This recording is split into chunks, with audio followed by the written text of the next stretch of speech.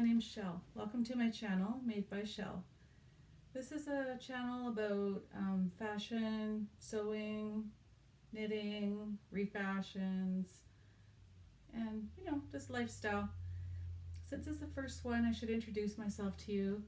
I live in Victoria, British Columbia, Canada. I think I'm the only Canadian that sews and knits. None of my friends do. But I've discovered it's a way to kind of, put me in a Zen mode, take my mind off things. I'm a registered nurse. I work for community health. I see people in their homes. So it's just a nice way to change it up in the evening, give me something interesting to do, something to learn. So for today's vlog, I thought I'd tell you about the coats I've made.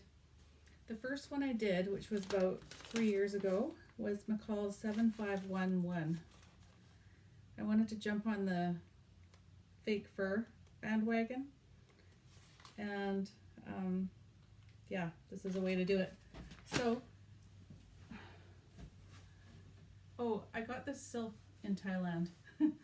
My husband and I backpacked Thailand in 1991. Anyway, I made this. I liked it at first because it's just kind of like a house coat you can throw on in the house. But what I found is I don't really wear it outside the house ever. It's got a hat.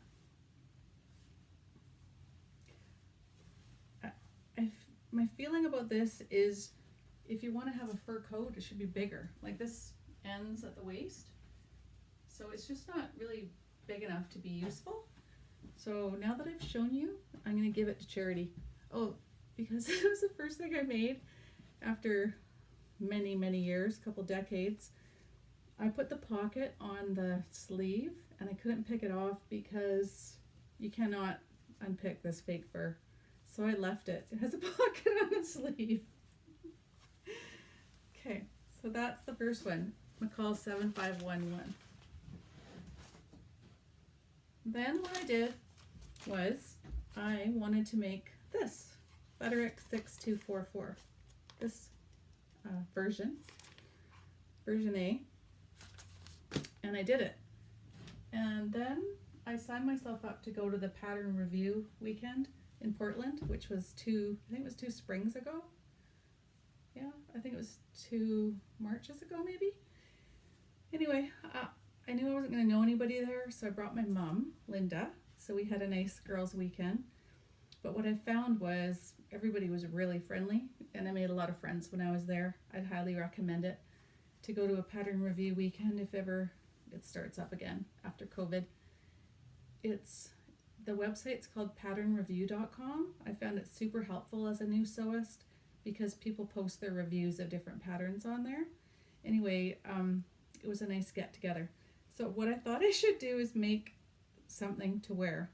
So I did. I made this Butterick 6244, and to get there from Canada, from Victoria, we had to take a seaplane and then a train, and then on the way back we took 2 trains. So on the seaplane on the way over, I had this coat on made out of this, and one of the sleeves ripped off. So that made my mom die laughing. And then I met my friend Kelly there, who we've been corresponding, by texting and emailing and whatever, because she was new to Pattern Review Weekend too. So it was nice. We have a friendship and we hung out. So I told her about it and she died laughing also. So anyway, that was it for that coat. I realized that maybe it should be done in like a knit fabric. So I did it again in a green, kind of a green soft polyester, which did work better, but I didn't love it, so I gave it to the Salvation Army. So that's number 2. Third thing I made was this Vogue 9275, the coat, version A. Because I'm new to sewing, I didn't want to spend a whole lot of money on fabric. So I found this, the lining and this upholstery fabric at the Salvation Army. So I thought, oh, perfect. That way I can try out my skills. So it went together pretty good. All I had to really buy was the zipper. This is literally like a $10 coat. And I really like it, actually. It's got pockets. I left the selvage on the bottom. It's got like a fringe. So I left that. I like that.